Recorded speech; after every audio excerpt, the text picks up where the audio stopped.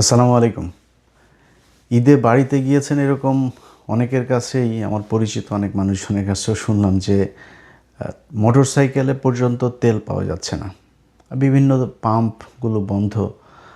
আমার নিজেরও আমার আমার ফ্যামিলির কাছে শুনলাম যে এরা ঈদে গাড়ি নিয়ে ঘুরতেও যেতে পারেনি। বিভিন্ন পাম্পে পাম্পে নাকি আপনার দড়ি দিয়ে তারপরে আপনার পাম্প বন্ধ করে রাখা হয়েছে বিভিন্ন জায়গায়। দু এক দিনের ভিতরে হয়তো পরিস্থিতি আরও ভয়ানক হতে পারে, হয়তো একেবারে তেল পাওয়াই যাবে না এরকম পরিস্থিতিও হওয়ার আশঙ্কা তৈরি হয়েছে। তো আমি জানি না আপনারা যারা ঈদে বাড়িতে গিয়েছেন তারা বলতে পারবেন আপনার এলাকার খবর। আমি যতটুকু শুনেছি যে তেলের প্রচণ্ড সংকট আছে এবং তেল পাম্পগুলো বেশিরভাগ বন্ধ, সেখানে কোনো তেল পাওয়া যাচ্ছে না একেবারেই। এখন ধরেন এই ভিডিওতে কথাগুলো বলছি, বিএনপি ক্ষমতায় এসছে মাত্র ধরেন 1.5 মাস হলো, তো এদেরকে মানে দায় দেওয়ার জন্য বা এদেরকে দোষ দেওয়ার জন্য, এদের কারণে এরকম হচ্ছে এরকম কিছু বলার জন্য না, বরং বিএনপি এটা নিজেদের ঘাড়ে তারপরে নিয়ে তারা বোঝানোর চেষ্টা করছে যে তারা সব দায়িত্ব বিশাল আকারে পালন করছে। এখন দেখেন, আপনি এই যে যোগাযোগ মন্ত্রী রবিউল ইসলাম, রবিউল ভাইরে আমি ভীষণ পছন্দ করি। কোন দিন থেকে জানেন? ওনার একটা টক শোতে আমার মনে আছে উনি সময় ইসলামের মুখের উপরে এইভাবে এই মাইক্রোফোন খুলে তারপরে উনি টক শো থেকে উঠে গিয়েছিলেন, সম্ভবত এই চ্যানেলের ওই প্রোগ্রামটাতেই বোধহয়, তো আমি ভুল হইতে পারি। যাক, ওই দিন থেকে ওনার আমি প্রচণ্ড ওনার ফ্যান আমি। কিন্তু এই ব্যক্তি মন্ত্রী হইলেন, হওয়ার পরে উনি এসেই চাঁদাবাজি নিয়ে বিশাল এক বয়ান দিলেন। চাঁদাবাজি সমঝোতার মাধ্যমে নিলে এটাকে সমঝোতা বলা হয়। ভাই, পৃথিবীর কোন চাঁদাটার সমঝোতার মাধ্যমে কে কারে 2 টাকা বেশি দিতে চায়? ভিক্ষা ছাড়া পৃথিবীতে কেউই কারোরে 2 টাকা বেশি দিতে চায় না, এটা সম্ভব না। এখন আপনি এটাকে নিয়ে তারপরে বলেন আপনি যে এটা নেবেন, এটা আমরাও জানি। আওয়ামী লীগ এতদিন ক্ষমতায় ছিল, আওয়ামী লীগের সময় নিত, আপনারা আগের বার সময় আপনাদের যারা শ্রমিক নেতা আছে, এই যে মির্জা আব্বাস সহ শিমুল বিশ্বাস, যারা যারা এই শ্রমিক এর সাথে আছে, তো এটা তো নতুন কিছু না। কিন্তু আপনার এটারে বলতে হবে কেন যে না ভাই এটা চাঁদা না, চাঁদা এটা নিলে এরকম হইলে চাঁদা, এরকম হইলে চাঁদা না, এটা বলে নিজের ঘাড়ে নিয়ে আসলেন। যোগাযোগ মন্ত্রী হয়েছেন আপনি 1.5 মাস হইল। আপনি মানুষের কাছে সময় চাইতে পারতেন যে ভাই আমরা ক্ষমতায় এসছি মাত্র, আমাদেরকে একটু সময় দেন, একটা ঈদ অন্তত সময় দেন, পরের ঈদে আপনাদের এই ভোগান্তিগুলো যা যা হয়েছে এগুলো আমরা ঠিক করে নিব। কিংবা ধরেন একটা বাস মালিক বা বাসের ড্রাইভার, কন্ট্রাক্টর, তারা বাসের ভাড়া বেশি নিচ্ছে। আচ্ছা, এটা কি এইবার প্রথম?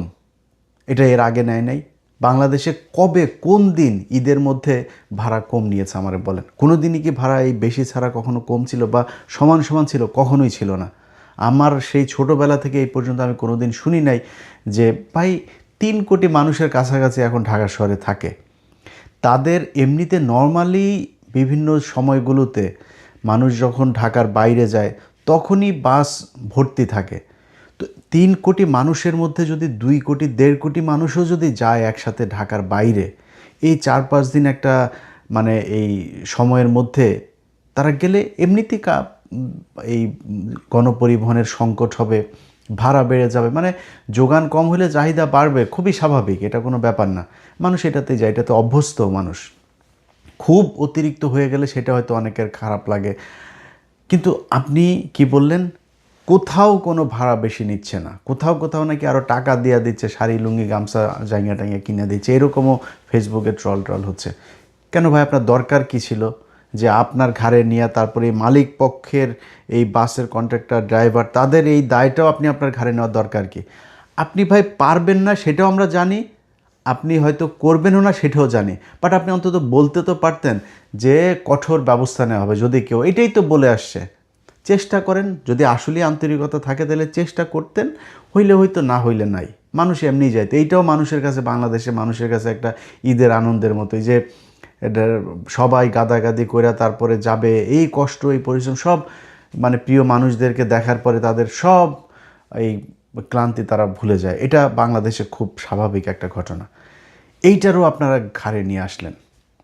এখন পরিস্থিতিটা যা দাঁড়িয়েছে, মানে আওয়ামী লীগ যা যা করতো আপনারা ওইভাবেই করবেন। কোনো পরিবর্তনের কোনো চিন্তাভাবনা আছে বলে এই সরকারের কাছে আমার অন্তত মনে হয়নি।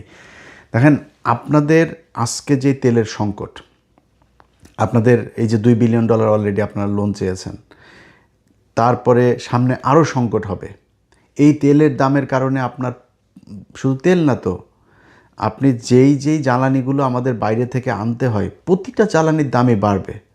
তো এই যে জ্বালানিগুলো আপনি দামটা বাড়বে, এটাতে প্রতিটা জিনিসের দাম বাড়বে, ইনফ্লেশন হবে, আপনার নতুন করে টাকা ছাপাইতে হবে, বা কি বলে এটা, রিজার্ভ ঘাটতি হবে, সবই হবে। কিন্তু আপনার উচিত ছিল কি? আপনার উচিত ছিল এই সরকারে আসার পরপরই, প্রতিটা মিডিয়া তো আপনাদের নিয়ন্ত্রণে আছে, এটা আমরা 12 তারিখের নির্বাচনেই দেখেছি যে আপনাদের চুরি করার সাথে কিভাবে মিডিয়াগুলো আপনাদের তাল মিলিয়েছে। তো এটা নিয়ে খুব বেশি ক্ষোভ নাই, কারণ জামাত ইসলামেরই ক্ষোভ নাই, আমাদের ক্ষোভ থেকে কী হবে? তারা নিজেরাই চায় আপনাদেরকে সুযোগ দিতে, আপনারা দেশ চালান। আওয়ামী লীগ ইন্ডিয়ার ব্যাপারে সাবধান থেকে চালান। জামাতের কোনো সমস্যা নেই, আমাদেরও কোনো সমস্যা নেই, একদম কোনো সমস্যা নেই, বিশ্বাস করেন।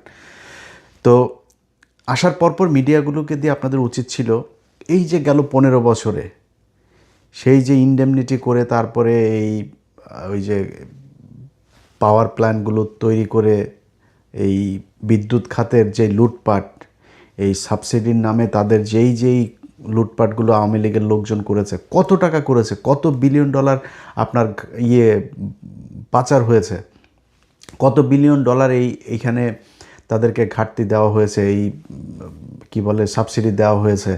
এই লুটপাটের এইটা কি আমাদের কত টাকা এখন এই মুহূর্তে বৈদেশিক ঋণ আছে, কত টাকা অভ্যন্তরীণ ঋণ আছে, কত টাকা প্রতি বছরে শেখ হাসিনা ছাপাইতো, ইনফ্লেশন কী ছিল আমাদের, এই আপনার কাদেরকে কত টাকা প্রতি মাসে আমাদের দেওয়া লাগে, ঋণ দেওয়া লাগে, তো মানে সুদ দেওয়া লাগে। এই জিনিসগুলো সব মানুষকে জানানো দরকার ছিল। এখন আপনারা সেগুলো না জানায় আপনারা শুরু করেছেন কোত্থেকে?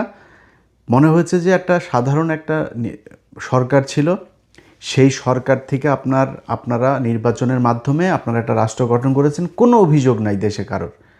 আরে ভাই, আপনি যত কিছুই বুঝান, এখন এই মুহূর্তে একটা মানুষকে, বাংলাদেশের মানুষকে মনে করেন 15 বছর পরে কেউ যদি দেশে যায় থাকে, বা 10 বছর পরে দেশে যায় থাকে, তারা যদি আপনি ঢাকা থেকে বাসে করে, একটা গাড়িতে করে যদি ছেড়ে দেন, সে যদি বরিশালে যায়, সে দেখবে খালি উন্নয়ন আর উন্নয়ন। 15 বছর কম সময় না তো। এই যে 15 বছর একটা সরকার ক্ষমতায় থাকলো, শুধু মানুষকে যদি আপনি এইটা দেখান যে আমার ওরে বাবা এই রাস্তা হয়েছে, বাংলাদেশেও ছিল না কিছু, এই রাস্তা হয়েছে, ওই রাস্তা হয়েছে, হ্যাঁ হয়েছে তো। 15 বছরে একটা দেশ সিঙ্গাপুর হয়, 15 দেশে একটা দেশ মালয়েশিয়া হয়, 15 দেশে একটা দেশ জর্জিয়া হয়। ওইসব দেশে যায়া দেখেন, এটা কিন্তু মানে শয়ে বছর, আমেরিকার মতো দেশ এরকম হইতে কিন্তু তারা খুব বিশাল সময় নেয় নাই। অতএব 15 বছরে যদি নাকি এই দেশের মানুষ যে পরিমাণে কর্মঠ, যে পরিমাণে মানুষ বউ বাচ্চা বাবা মা দেশ বাড়ি ঘর সব থুয়া বিদেশে গিয়ে পড়ে থাকে, এই যে মানুষের যে স্যাক্রিফাইস, তারা যে পরিমাণে এই ঈদের মধ্যেই কয়েক $1 বিলিয়ন গেল আপনার কি বলে রেমিটেন্স। এই দেশ কেন গরিব থাকবে? এই দেশের প্রতি ইঞ্চি মাটিতে আপনার উর্বর, এরা সব ধান গম 12 মাস আপনার ফসল উৎপাদন হয়, তারা কেন না খেয়ে থাকবে? তাদের কেন সমস্যা হবে? কোনো সমস্যা হওয়ার কথা না। সমস্যা যা হয় সেটা আপনাদের মতো রাজনীতিবিদরা যারা দেশ চালান তাদের কারণে হয়। এখন এই জিনিসগুলো তো জানানো দরকার ছিল যে 15 বছর ধরে যে তারা দেশটা চালাইলো, এই 15 বছরে তারা বাপের টাকা দিয়া রাস্তা করছে। ধরেন ঢাকা মাওয়া রাস্তাটার কথাই যদি বলি, ওদিকে ওই যে হাট কুমরোল না কি একটা আছে সিরাজগঞ্জের ওইদিকে, তারপরে যে ঢাকা চিটাগাং আপনার 4 লেনের বিভিন্ন জায়গায় যে রাস্তাঘাটগুলো হলো, পদ্মা সেতু হয়েছে, ওর বাপের টাকা দিয়ে করে নাই তো।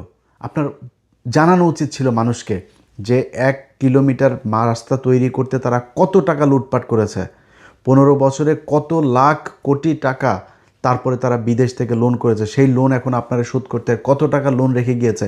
এই জিনিসগুলি সব জানার দরকার ছিল। না জানায়া আপনি এমন একটা ভাব ধরেছেন আপনি 15 দিনের মধ্যেই দেশে সব সমস্যার সমাধান, আর কোনো জায়গায় কোনো সমস্যা হচ্ছেও না, হবেও না, সব দিয়ে দিবেন জনগণের। এখন জনগণের আপনি ঘোষণাটা মানে সান্ত্বনাটা কি দিবেন? জনগণরা আপনি বুঝাইলেন ঈদের আগে তেলের কোনো সমস্যা নাই, এখনও নিউজ হয় প্রতিদিন কয়েক জাহাজ করে তারপরে তেল সব আসতেছে বাংলাদেশ। সারা দুনিয়ার যদি সব জায়গায় সংকট হয় তাও দেশে কোনো সংকট হবে না। মন্ত্রীরা এগুলো বলছে, আপনি এটা বলার দরকার কি? আমরা দেখতেছি না যে যুদ্ধ হচ্ছে? তা আমরা, আপনি আপনি নিজের সামনে তো আছে, আরে শেখ হাসিনা ইউক্রেন আর রাশিয়ার যুদ্ধ, ওই কথা বলতে গেলে মুখস্থ একটা বক্তব্য শিখেছিল। ইউক্রেন রাশিয়া মুক্ত এই যুদ্ধ, তারপরে এই যে কোভিড মহামারী, এই এই 3-4টা কথা প্রতি বক্তব্যে বলতো, যেখানেই সমস্যা সেখানে ওইটারে দিত। আপনার তো জেনুইন হাসিনার মতো 4-5 বছর ধরে না, তো আপনার মাত্র এখনও যুদ্ধ চলছে, ওইটাকে আপনি বলতে পারতেন যে এখানে যুদ্ধ হচ্ছে ভাই, আমাদের এই সমস্যা, মানুষ বুঝতো তো। আপনারা তো বেশি দিন হয়নি ক্ষমতায় এসছেন, না কোনো সমস্যা নাই, তেল সবাই পেয়ে যাবে, সবাইকে তেল দেওয়া, পাম্পই বন্ধ হয়ে গিয়েছে অনেক জায়গায়। আপনি যে আমি যদি মিথ্যা কথা বলে থাকি, আপনারা যারা দেশে আছেন আপনারাই বলেন। আপনারা গ্রামে গিয়েছেন, আপনার মোটর সাইকেলে তেল নিতে পারেন কিনা বলেন। তো এগুলো হচ্ছে, কিন্তু সব দায় আপনি ঘাড়ে নিলেন। এসব বাদ দিয়া বিএনপিকে বলবো, দেখেন তারেক রহমান, আপনার সাথে আমাদের কোনো শত্রুতা নেই। আপনি এখন বিএনপির প্রধান, আপনি দেশের প্রধান, আপনি দেশ চালাবেন। আমাদের ভাই আওয়ামী লীগের নিয়ে, ইন্ডিয়ারে নিয়ে যেই সমস্যা ছিল, সেই সমস্যা হাসিনার দেশে নাই। এটাই আমাদের জন্য বিশাল ব্যাপার, এইটাই অনেক কিছু। বাট আমরা দেশের একদম পুরো দেশটাকে একটা সিঙ্গাপুরই চেয়েছিলাম, যেই কারণে মানে পুরো আওয়ামী লীগ এবং ইন্ডিয়া থেকে আমরা একটা স্বাধীন সার্বভৌম দেশ চেয়েছিলাম, যে কারণে একদম জিরো টলারেন্স হয়ে তারপরে অনেক কথাবার্তা বলেছে, অনেক কিছু করতে চেয়েছে, হয় নাই, পারে নাই। সব চোরের বাচ্চারা সব এই জায়গায় এসে, এই যে ডক্টর ইউনূস, সে যে দেশটা চালায় গেল, এই শুয়োরের বাচ্চা, পুরা নষ্টের মূল হচ্ছে এই শুয়োরের বাচ্চা, ওর যেই উপদেষ্টাগুলো ছিল এরা, এই আসিফ নজরুল, ইউনূস, তারপরে হইল গিয়া ধরেন আজকে আপনারা যে ঈদটা করছেন না, আসিফ নজরুল শুয়োরের বাচ্চা এখন কয় ও রাসূল সাল্লাল্লাহু আলাইহি সাল্লামরে নিয়ে ওনাকে জীবনী লাগবে। তুই কুত্তার বাচ্চা কি? কে তুই? তোর ঘরে কাজের বুয়া পর্যন্ত প্রেগনেন্ট হয়ে বাইরে হয়, তুই কে? তুই বই লিখবি রাসূল সাল্লাল্লাহু আলাইহি সাল্লামরে নিয়ে, আর তোর বই পড়া লাগবে? তোর বউ হইল রোকেয়া প্যাচি, তোর বউ হইল হুমায়ুন আহমেদের মেয়ে, তুই তো নিজেই শালা নাস্তিক একটা। তুই আসছিস আবার আস্তাগফিরুল্লাহ, ওই স্বীকার করে না, কিন্তু ওর কার্যকলাপ যা আছে সব কিছুই একদম ইন্ডিয়ান মাল। ও প্রথম আলোর পুরো শেল্টার দাতা। ওর কারণে আজকে যেই ঈদটা যাচ্ছে না, যেই ঈদে আপনারা বিশাল আতর সুরমা মাইখা তারপরে বাংলাদেশে ঈদ করলেন, প্রথম সারিতে দাঁড়ায় জাতীয় ঈদগাহে, আপনাদের এইখানে বসাইতে অনেক মানুষের জীবন দিতে হয়েছে, অর্থ দিতে হয়েছে, তার পরিবার ধ্বংস হয়ে গিয়েছে, এখন পর্যন্ত জেল খাটছে, গেল 17 বছর ধরে জেলে। সেই মানুষগুলোকে জেলে রাখা তারপরে আপনারা ঈদ পালন করেছেন। এই আসিফ নজরুল শুয়োরের বাচ্চারা, এই ইউনূস শুয়োরের বাচ্চা, এই দুইটার কারণে এরা আছে। ধরেন আজকে যে আইনমন্ত্রী হয়েছে না, এই আইনমন্ত্রীর বিরুদ্ধে আমি লেখালেখি করেছি দিলীপ আগারওয়ালা আটক হওয়ার পরে, কিন্তু আইনমন্ত্রীর সাথে আমার কিন্তু ভীষণ ভালো সম্পর্ক ছিল। ওনার বিরুদ্ধে বলেছি দিলীপ আগারওয়ালা নিয়ে, কিন্তু কিছু জিনিস স্বীকার করি। এই লোকটাকে যদি কোনো দিন বলেছে যে ভাই অমুক আলেমের আপনার একটা আছে, হেয়ারিং আছে, ওইটা একটু দেখেন, উনি বাংলাদেশে থাকুক আর না থাক, পরের দিন দেখেছি যে উনি সেই কথাটা কোর্ট পর্যন্ত পাঠিয়েছেন এবং সেটা রেজাল্ট পেয়েছে। ওনার মাধ্যমে অন্তত যদি কম হয় তাও 100 জন আলেমকে আমি ওনার মাধ্যমে হেল্প করেছি। এই ঈদ গেল, ঈদের পরের দিন মাওলানা সাইদুর রহমান সাহেব, ওনার সাথে কথা বললাম, উনি বের হয়েছেন। আরে ভাই, সে কেন ঈদ জেলখানায় করবেন? তারেক রহমান, আপনার মায়ের আলেমদের প্রতি যে সম্মান ছিল, আপনার বাপের যে সম্মান ছিল, আশা করি আপনারও আছে। যদি আল্লাহর ওয়াস্তে যদি পারেন এই মানুষগুলিরে ছাড়েন, এই মানুষগুলির সাথে, এই মানুষগুলিরে জেলখানা থেকে বের করার জন্য আর বিডিআর, এই দুইটার জন্য আমার এই পুরো 1.5 বছর ডক্টর ইউনূসের সরকারের সাথে যত সমস্যা সব এইটা নিয়ে, সেনাবাহিনীর সাথে আমার যত সমস্যা এই দুইটা জায়গা নিয়ে। তো তারা এই ডক্টর ইউনূসরে, এই মাদারি কী করছে জানেন? ওই কিছু হইলে ওই আমেরিকান অ্যাম্বাসিরে দিয়া এই আকাম কুকাম করাইতো, এই যে আলেমগুলোর ব্যাপারে। একটা আলেম ছাড়া হয়, একটা আলেম ছাড়লেই তারপরে কি করে, আমেরিকান অ্যাম্বাসি আপনার ওই আইন মন্ত্রণালয়ে ফোন করে, অমুক এজেন্সিরে ফোন করে। এই যে আইজি প্রিজনরে, মানে আমি তো সেনাবাহিনীর বিরুদ্ধে কথা বলেছি, অনেক প্রশাসনের অনেকের বিরুদ্ধে কথা বলছি, কিন্তু ভাই সত্যি কথা বলি, সেনাবাহিনীর একজন ডিজিএফআর একজন অফিসারের যদি বলছে যে ভাই আপনাদের এই ডিজিএফআর ক্লিয়ারেন্স পাওয়া যাচ্ছে না বলে ওনাকে আপনার জামিননামা যাওয়ার পরেও, আদেশ যাওয়ার পরেও জেলখানা থেকে ছাড়ছে না, কারা কর্তৃপক্ষের কাউরে যদি বলছে যে ভাই এটা ছাড়া যাচ্ছে, ভাই 10 মিনিটের মধ্যে ছাড়তেছি, একজনকেও আমি দেখিনি। এই যে শফিউর রহমান ফারাবি, এর জন্য ভাই কত মানে ঘন্টা যে আমার ব্যয় করা লেগেছে, এরে ফোন করা, ওরে ফোন করা, ওরে করা, ছেড়েছে। কিন্তু সমস্যা কোন জায়গায় জানেন? সমস্যা হইলো আমেরিকান এম্বাসিতে। ওইখান থেকে আপনার দেয়, ওরে ছাড়লেন কেন, এরে ছাড়লেন কেন, ওনারা করে। এখন এই শয়তানির মূল কিন্তু হলো আসিফ নজরুল আর ইউনুস। এরা ওদেরকে এগুলি পাঠায় যে এই যে এরে ছাড়া দিচ্ছে, এরে ছেড়ে দিচ্ছে। ওই যে প্রথম আলো এদের করে, এরা ছাড়া পাইলে তো প্রথম আলোর সময়, কারণ প্রথম আলো, ডেইলি স্টার, এরাই তো এদেরকে মিথ্যা নাটক সাজায় জেলে পাঠিয়েছে। ওরা বের হইতে দিবে না। ডক্টর ইউনুস যদি আমেরিকান এম্বাসিকে খালি ডাক দিয়া বলতো যে ভাই দেখো, তুমি যে বিষয়টা তোমাকে জানানো হয়েছে এদের ব্যাপারে, এই ঘটনাগুলো সত্যি না, আমাদের দেশে এইভাবে জঙ্গি নাটক সাজানো হইতো, এই দেখো এইভাবে সাজায় তারপরে তারা তাদেরকে জেলখানায় ঢুকিয়েছে। যদি তারা আসলেই জঙ্গি হইতো, দেখো হাসিনা আজকে নাই, হাসিনার পুলিশ এখন জঙ্গি নাটকও সাজায় না, জঙ্গি ধরাও পড়ে না আমার দেশে, তাহলে সেই জঙ্গিরা এখন হামলা চালায় না কেন? প্রতিদিনই নাকি এখানে হামলা চালাইতো, ওইখানে হামলা চালানোর সময় এরা আটক করা হইলো, তো এখন চালায় না কেন?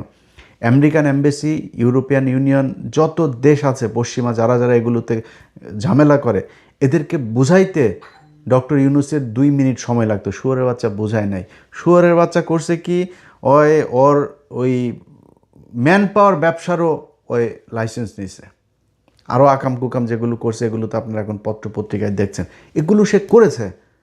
কিন্তু এই দেশের আলেমগুলোর সে ছাড়া যেতে পারে নাই, এই দেশের বিডিআরগুলোর সে ছাড়া যেতে পারে নাই। আসিফ নজরুল, ডক্টর ইউনুস, সারা জীবন আল্লাহর কাছে এটার জবাব দেওয়া যাইতে হবে। আমি বিশ্বাস করি তোরা যেখানে যাবি সেখানে অপমানিত হবি, লাঞ্ছিত হবি, জুতা খাবি, বাংলাদেশের মানুষের সামনে তোরা আসতে পারবি না। যেখানে যাবে ওইখানেই অপমানিত হবে, ওইখানেই তোরা কোনো না কোনোভাবে অপমানিত হবে। কদাচিৎ 2-1 জায়গার থেকে ভালোভাবে বের হইতে পারবি। তোদের এই গেল 1.5 বছর যত অনিয়ম, যত ব্যর্থতা, জুলাই সনদ নিয়ে এখন তারা পারাপারি করে। আরে বেটা, তোরা যাওয়ার আগে করে দিয়ে যাস নাই কেন?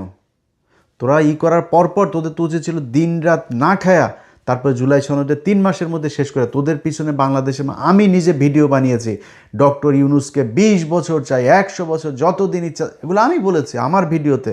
তোদের উপরে এই বিশ্বাস আমরা করেছিলাম, কিন্তু তোরা সেই বিশ্বাসের মর্যাদা না রাখা নিজেদের পকেট ভরেছিস, ইন্ডিয়ার হয়ে কাজ করেছিস, প্রথম আলোর হয়ে কাজ করেছিস, এটা তোরা করেছিস। তোদের এই লাঞ্ছনা সারা জীবন পেয়ে যেতে হবে। তো যাই হোক, এগুলো তারেক রহমান, আপনার কাছে অনুরোধ থাকবে, একটা ঈদ তো গেল আপনার, সামনে আরেকটা ঈদ, ওই ঈদের আগে পিলখানার হত্যাকাণ্ড নিয়ে যারা আসল ক্রিমিনাল সেনাবাহিনীর অফিসারদেরকে ধরেন, তারপরে যেই ইয়েটা হয়েছে, ওই স্বাধীন তদন্ত কমিশনের যে রিপোর্টটা হয়েছে, ওই রিপোর্টের অনুযায়ী কাজ করেন, সব পেয়ে যাবেন, সব কিছু পেয়ে যাবেন, সেখানে আছে। তো এই মানুষগুলোরে ছেড়ে দিয়েন। আর আরেকটা জিনিস হয়েছে যে ভাই, সব কিছু নিজের ঘাড়ে নিতে যায় না। নিজের ঘাড়ে নিতে গেলে এইরকম মানুষরে, সে আওয়ামী লীগের মতো বলবেন একটা মানুষ বিশ্বাস করবে না, কোনো কথাই বিশ্বাস করবে না। এই যে এখন বলছেন দেশে জ্বালানির কোনো সংকট নাই, এই নেই ওই নেই, মানুষ পাম্পে গেলে তেল পায় না, এটাই বাস্তবতা। তো এই জিনিসগুলোই বলার জন্য আজকের ভিডিওতে এসেছিলাম, এবং সবাইকে ঈদ মোবারক, আল্লাহ হাফেজ।